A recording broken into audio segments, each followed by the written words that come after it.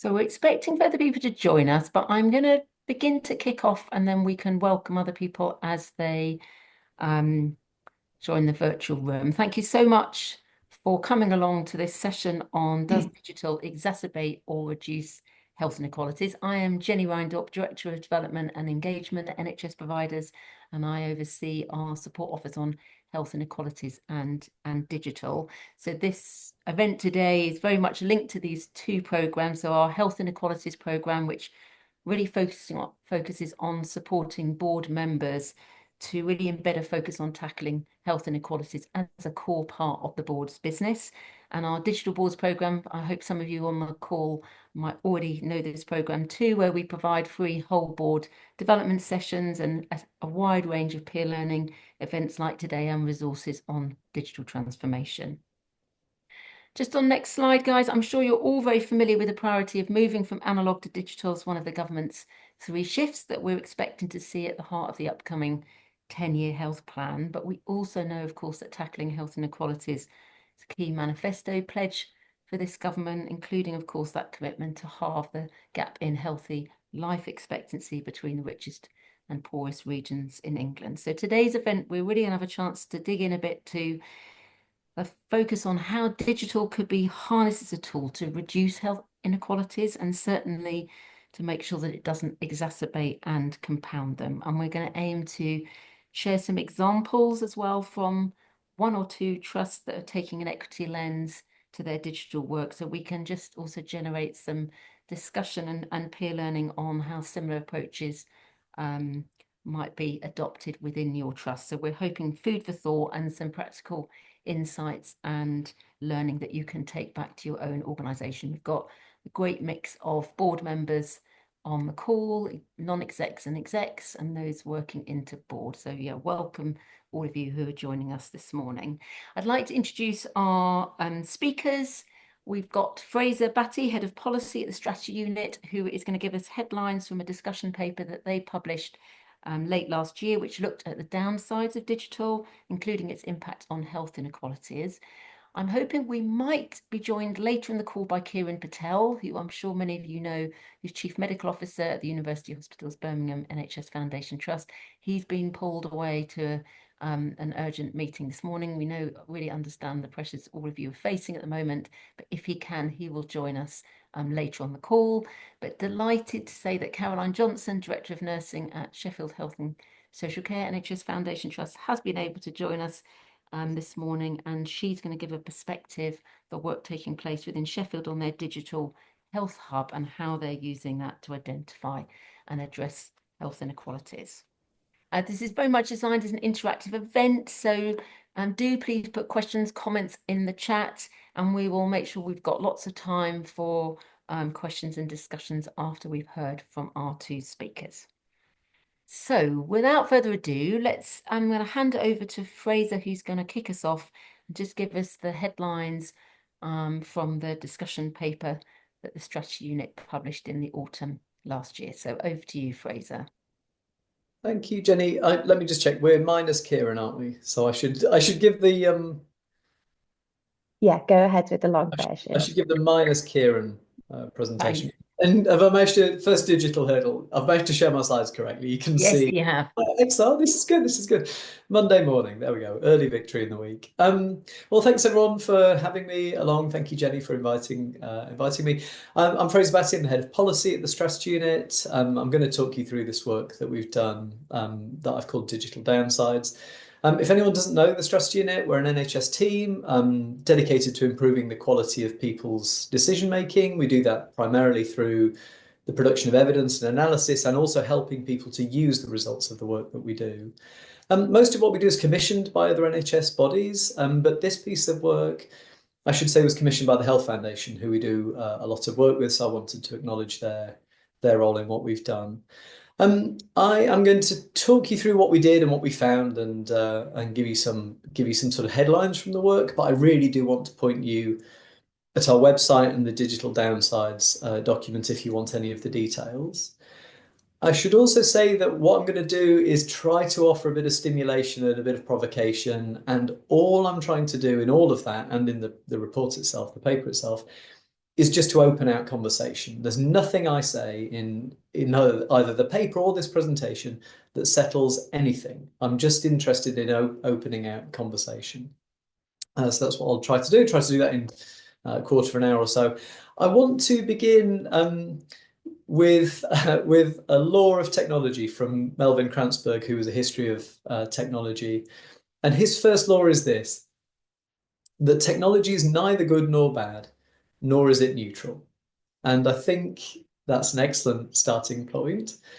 And you could usefully, I think, contrast his first law of technology with the way that in the NHS we typically formulate our policies and our action plans and our strategies and our programs and so forth, with an assumption that I think you could characterize as something like this, where I think the animating assumption is that we think technology is good, that every gain in technology and every application of these gains in technology is therefore a good thing. And you can probably tell by my tone of voice, and you can tell by the work that we've done. I think that loses subtlety, it loses nuance, it loses balance. And so the aim in the work that we did on digital downsides was to try to bring some of that nuance to the conversation. And we did that looking at downsides exclusively. So I was asking people about downsides, but we've not for a single second attempted to dispute any of the upsides, any of the amazing gains that digital technology has given us. Instead, all we wanted to do was to try to elaborate some of the downsides. In doing that, I interviewed 15 experts. I mean, you can skim the list yourself. It was a bit of a career highlight speaking to some of these people. We've got people who span health and social care, primary and secondary care, philosophy, practice, academic life, government life, consultancies. I mean, just an astonishing array of people. And I gave them a very, very broad lens. I asked them to tell me about the downsides in terms of digital technology in the round. So no particular technology, but digital in the round. And I also asked them to talk about downsides in relation to person-centered care. So that's all I asked them to do, and then I just got results back. I retain responsibility for any mistakes and errors and all the rest of it in producing it. I'm going to tell you a bit about what I heard at a very sort of headline level. Because I set the question so broad, what I heard back was, of course, extremely broad. So in order to try and organize what I heard, I set out 3 different levels, in a sense. The first is that I heard about downsides at the relational level. And in a sense, this is perhaps the most obvious, but this is the immediate relationship between a person accessing care and the professionals providing it. The second layer, you can see these are nested. The second layer was recognizing that the relationships between people and professionals take place within broader organizations, within institutions. So I also heard about downsides at the organizational level. And then finally, and most broadly, I also heard about downsides at the environmental level. And here I'm thinking about the context set by policy, by regulation, by funding, and those sorts of things. So I'm going to tell you about downsides that I heard about at each one of those 3 levels. What I'm going to do is just give you, there were 9 main downsides that I heard about that were described in the report. I'm just going to kind of flash them in front of you. And then I'm going to pick out 3, one at each level, and talk about it in a little bit more detail. But again, I think I'm just pointing you at the Strategy Unit website if you want the detail. So at the relational level, the downsides that I heard about were that digital technology tends to make care more transactional, that it exacerbates inequalities and creates additional inequalities, and that it changes the nature of work. At the organizational level, the downsides that I heard about was that digital technology emphasizes efficiencies in a typically overly narrow sense, that it tends to the creation of a data divide and designing services for average users based on data that is anything but average, and that it reduces staff autonomy. And then at the environmental level, this is where it gets slightly mind-bending, or at least it did for me, that digital technology creates challenges to the norms around evidence-based medicine that we've spent so long creating and defending, that it narrows policy imagination, and also that it tends to create cost pressures within the system. So there they are, very, very broad set of downsides. And I'm pointing you at the main report. What I'm going to do is pick out one at each level now and just elaborate it slightly for you.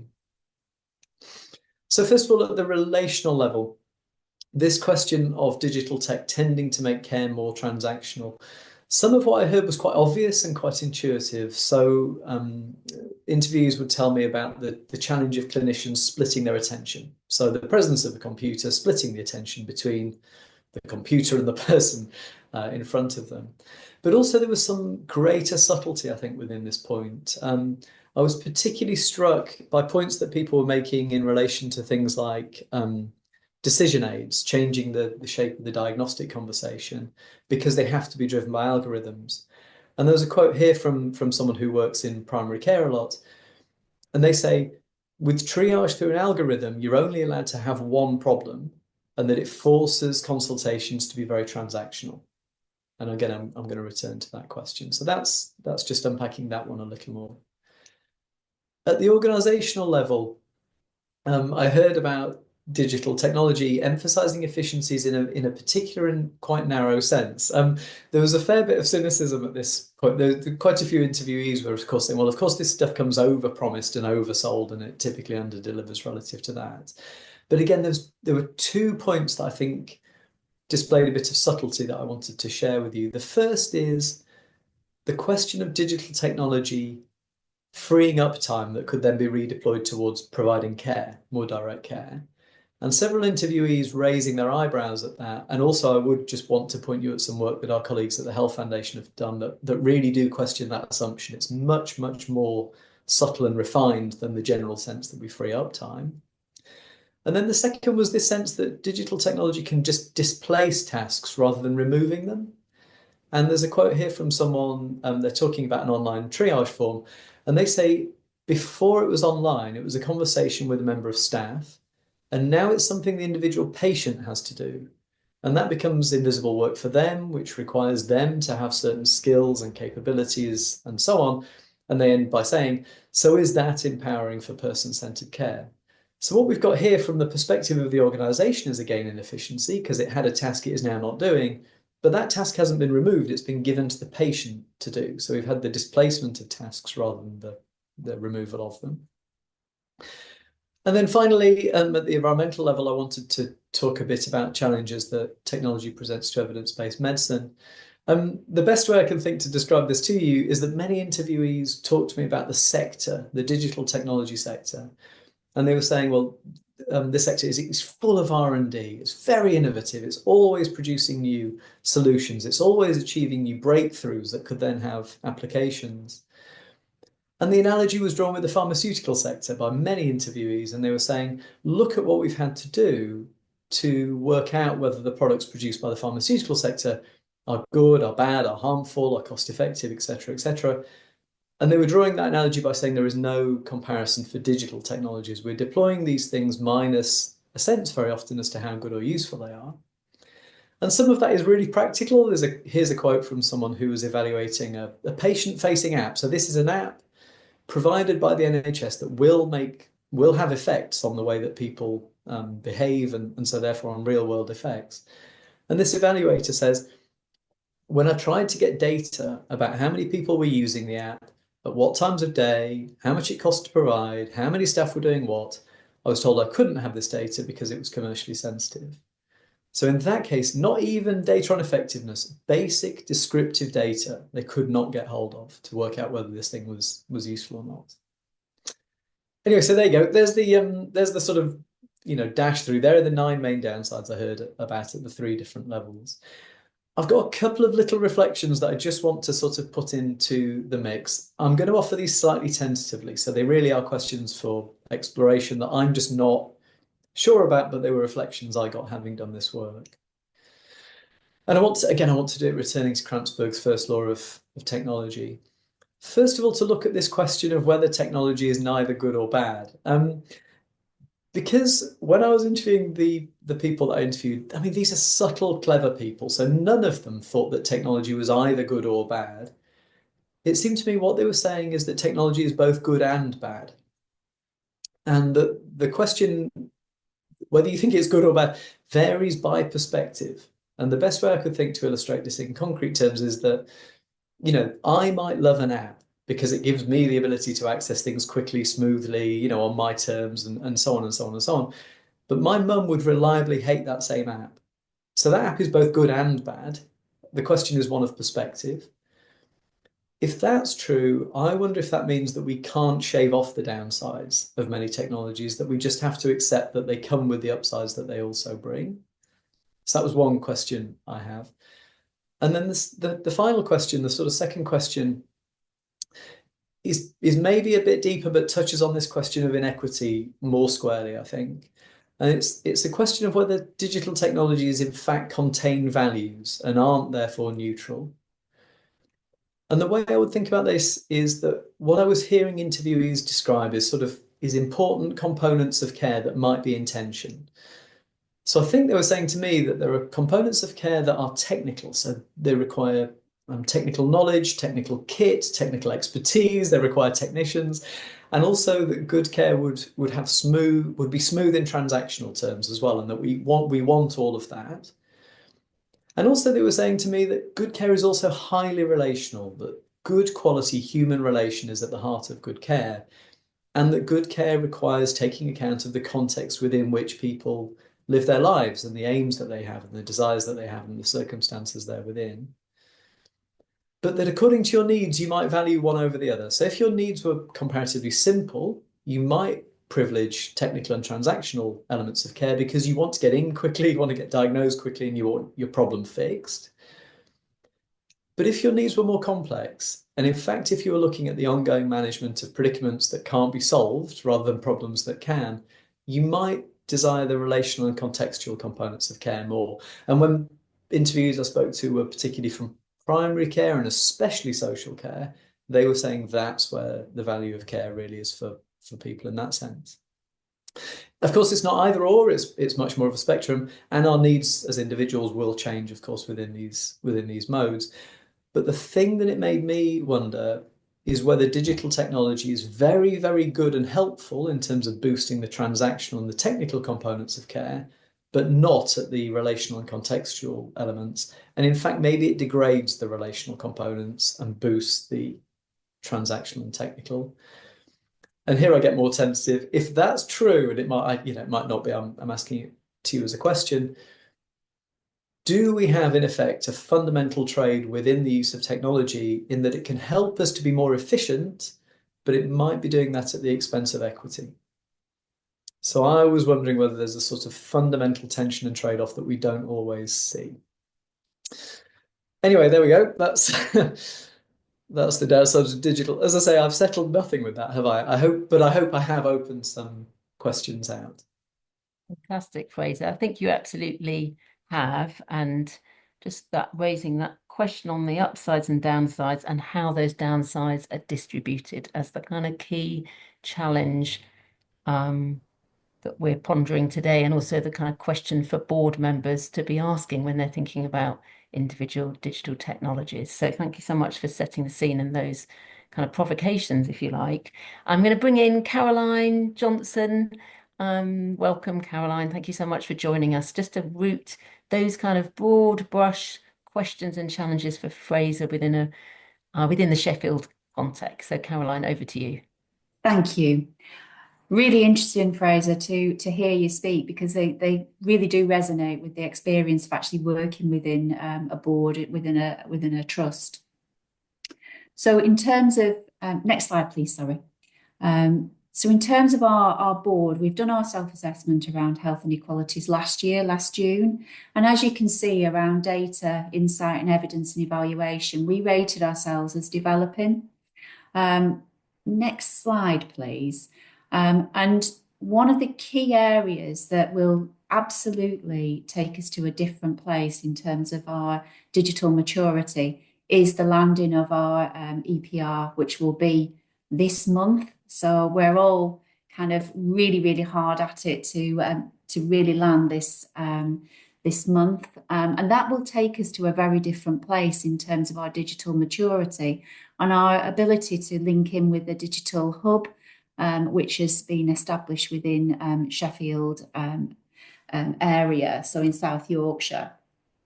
So the Digital Health Hub is £4 million health hub, and it's designed to tackle healthcare inequalities, and it's linked with the Sheffield University and Sheffield Hallam University.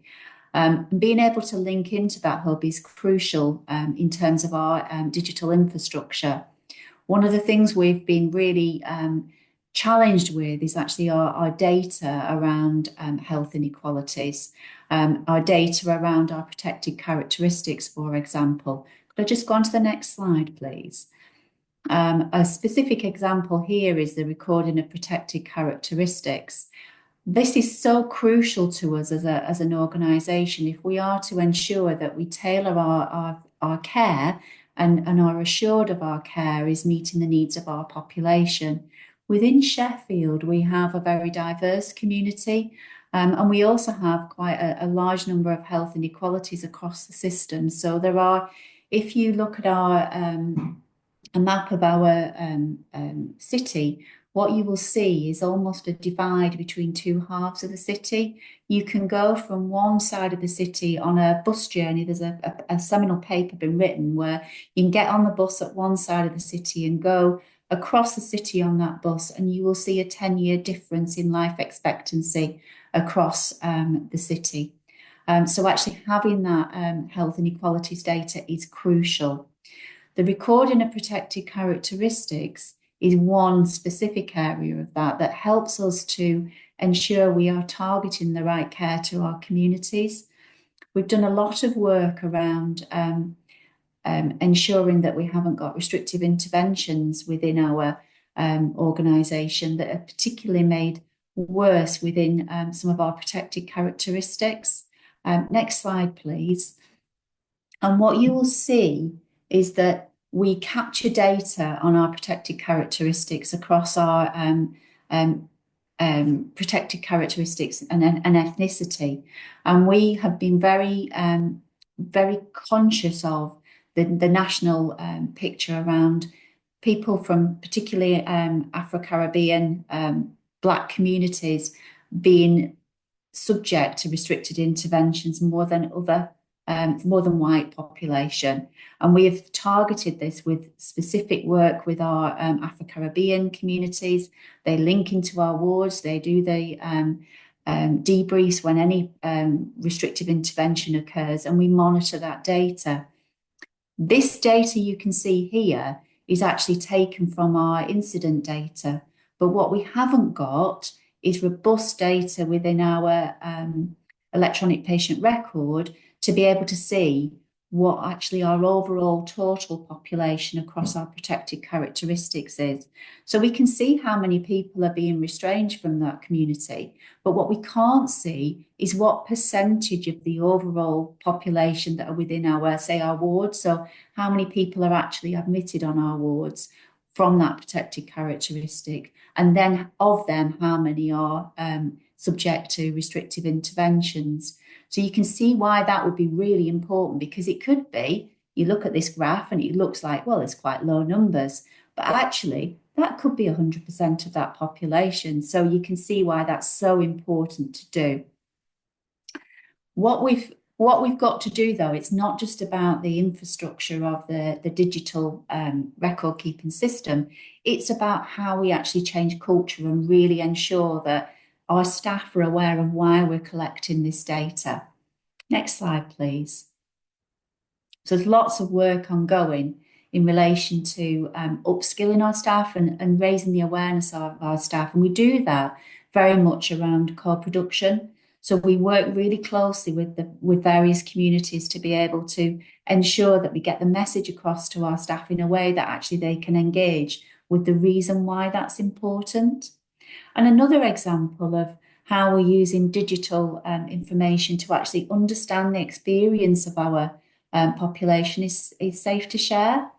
So Safe to Share is a pilot project that we've been involved with from NHS England. And we co-produced and co-designed the questions that were in there, and these are the questions that are in there. This platform is actually done through a QR code, and this is where we start to get into the space of digital inequalities and data inequalities. Next slide, please. So what happens is we put this together, this platform together, and we put QR codes all over within our inpatient units for patients to be able to scan that QR code with their phones and complete the questionnaire. We got very little involvement, despite the fact that staff were trying to encourage patients to use that. When we got underneath of that, what actually we unearthed was actually data poverty. We've got patients who are reluctant to use their data to be able to complete this questionnaire, because often the data is really precious and data costs quite a substantial amount for our patients. Our Wi-Fi is a bit skittish and will dip in and out. So there was also frustrations around them connecting to our Wi-Fi, and equally there was some degree of paranoia about connecting to our Wi-Fi. So we have a third sector organisation called Sheffield Flourish, where we work really closely with, and we have workers from Sheffield Flourish actually in reach into our units. And what we've done with Sheffield Flourish is work together on data poverty. Sheffield Flourish have got an amazing infrastructure to actually tackle data poverty across the city. So it's broader than any of their inpatients, it's across the city for people with mental health difficulties, where they actually can give people SIM cards, free SIM cards for a year. They have mobile phones that they are able to give to patients to enable them to stay in contact with their loved ones, but also to engage in initiatives such as this. They give laptops out to service users as a real strong working relationship they've got with local community, local industry, local businesses to be able to do this. Because actually, if we want our service users to engage digitally, we need to enable them to overcome digital poverty. Because if you think about our city, we've got, as I mentioned previously, some real social deprivation. And what we run the risk of when we put in digital initiatives is to actually exclude people from the lower socioeconomic populations. So we are absolutely committed to working across our city with organisations like Flourish to actually think about how, if we are going to use more and more digital technologies to encourage and to create efficiencies across the system, then we need to think about data poverty as we do that. Next slide, please. So I talked there about our patients, but actually we need to think about our staff too, because as a board, we want our staff to be engaged, we want our patients to be engaged, and we need to think about how do we ensure that our staff are engaged in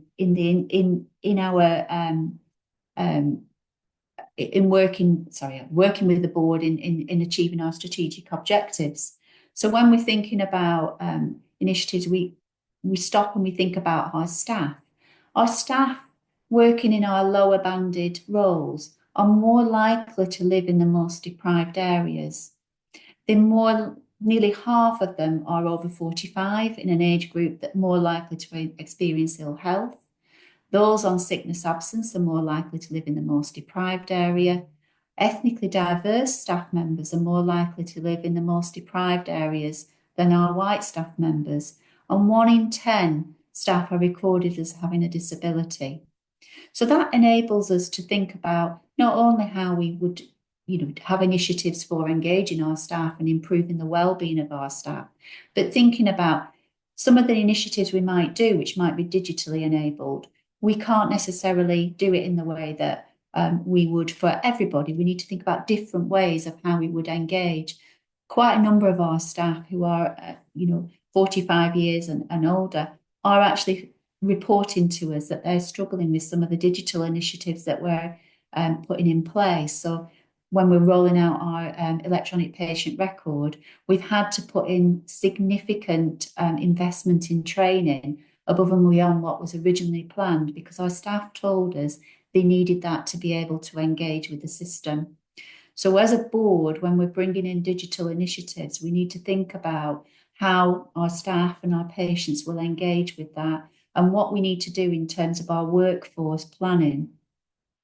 If we want to actually become digitally enabled, we need to think differently about some of the roles that we might have in place to be able to enable this to move forward. And I've just seen a paper today where actually we've done just that. We've reviewed our workforce and enabled some new roles to be put in place to ensure that we can be digitally enabled going forward. Next slide, please. And there we are, questions. Thank you so much, Caroline. Really fantastic to have those really practical examples of the work that you're doing in Sheffield, thinking about the importance of getting health inequalities data and really thinking about the disaggregation of that data, and then thinking both about workforce inequalities as well as inequalities for service users, and how you need to think about both of those when you're encouraging and wanting people to make the most of the digital tools that you've got. I just should do a quick flag some of the things in the chat. Brilliant that Caroline, you flagged that you'd use the health inequalities self-assessment tool that's in a recent report that NHS Providers has published, and do really encourage you to take a look at that. Fraser's put a link into the digital downsides report, and just to say we will share slides in the follow-up email, so we'll pull that all together for you. For both of your really thought-provoking presentations, and I think having that reminder to boards about the questions to ask on the upsides and downsides. How can you counter the downsides in advance, in really thinking about how you bring an equity lens from the outset, and thinking very much about staff, your point, Caroline, on workforce inequalities, as well as staff and as well as patients and service users, really getting across your data. Caroline, I thought really important message from you on the kind of cultural piece here about people understanding why that data matters. We've talked about the importance of engagement. I thought, Caroline, is your example of how you've worked with the voluntary sector to do some really practical interventions to tackle data poverty is a great example. And in terms of boards, really asking the right questions, we will just share, Caroline, there's been some questions in the chat around your equality impact assessment tool. And if you're happy to share that more broadly, we could send that out with the presentation packs as again, just that emphasis on the practical things that boards can do differently to really try and encourage and ensure that digital is as much as possible reducing and not exacerbating health inequalities. So thank you, all of you, for finding the time this morning. I know there's tons of resources shared in the chat, so I hope they are useful to you. And just a kind of flag of a couple of events that are coming up related to our Health Inequalities and Digital Boards programme. Do scan the QR codes if you're interested. And if you've got a minute to complete our evaluation form and let us know of other things you would like us to focus on as part of our work in this area, we'd be really grateful. If you haven't got 2 minutes, just leave any thoughts in the chat. We'd really welcome your feedback. So thanks, everybody. Give you a minute or two back before you leap onto your next call. And thanks again to Fraser and Caroline, and obviously Kieran sent many apologies, but if he has slides or things that we can share, we will also wrap them up and send them with the post-event email. So thanks all, and enjoy the rest of your day.